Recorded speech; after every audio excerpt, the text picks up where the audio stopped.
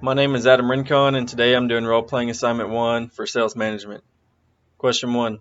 Most students we interview want to start in sales but think they should move into marketing soon after. How long would you plan to stay in sales and why? Honestly, I'd like to stay in sales as long as I could. Um, I can see why most people want to move into marketing with NetSuite because um, the company actually does really well with their marketing, with a lot of businesses out there needing a CRM to do daily business to business and keeping up with customer contacts. I can see why that would be a reason why a lot of people would want to move into marketing. But as far as sales goes, I would like to stay out there and pushing it, trying to get more and more contacts or more businesses to want our services. So I really wouldn't plan on moving into marketing anytime soon. Question 2: As a salesperson, what would you expect from NetSuite? From NetSuite, really, I just like to keep updated on all the changes going on within the company. I know CRM and anything that's dealt with technology is always changing, and there's always something different being added. So all these new features and all these different things, I'd just like to keep updated on all that, so that when I'm out there selling, I can stay on top of the newest changes and just keep pushing the product from there. Question 3: Which would you prefer, salary or commission, and why?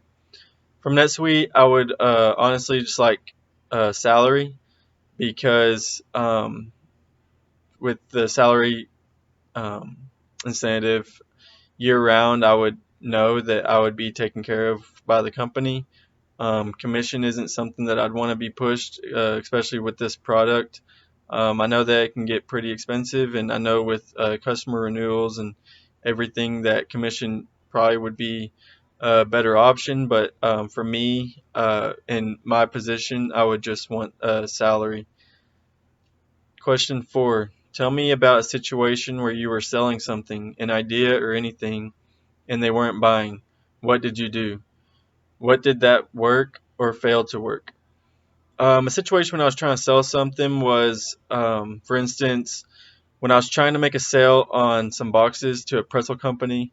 Um, the guy was having a hard time communicating with me and was just wanting the product as cheap as they could get it. With us being a rigid box manufacturer, that's typically what every customer wants is the cheapest package because the product is obviously not, it's either going to be a cheap product going inside the box or it's going to be a very expensive box, and no matter what company it is, they always want the cheapest packaging to make the highest profits on their products.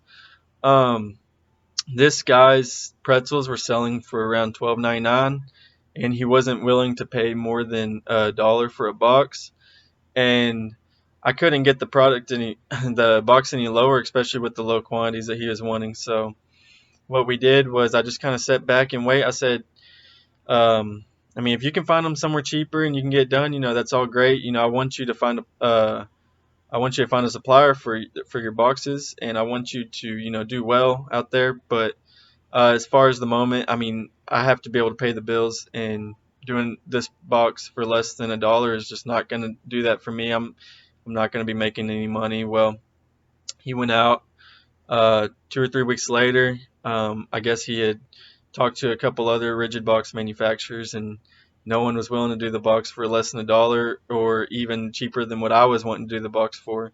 So I just sat back and waited until he just came around to find out that the market for those boxes just wasn't going to be any cheaper than what I was offering. So even with China, um, I know when you're dealing with China, there's a 3 week to 1 month, 3 month turnaround time, and communicating with them is just not very easy.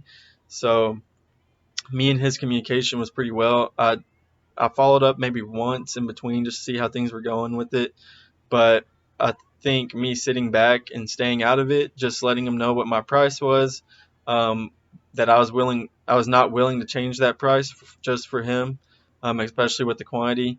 Um, 2 weeks later, he came back to me and he said that he would like to make an order with me and go ahead and move forward with the boxes. And so we did. We made his boxes for him at the price that I told him.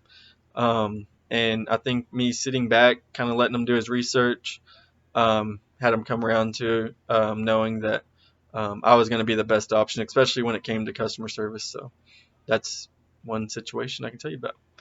Thank you very much.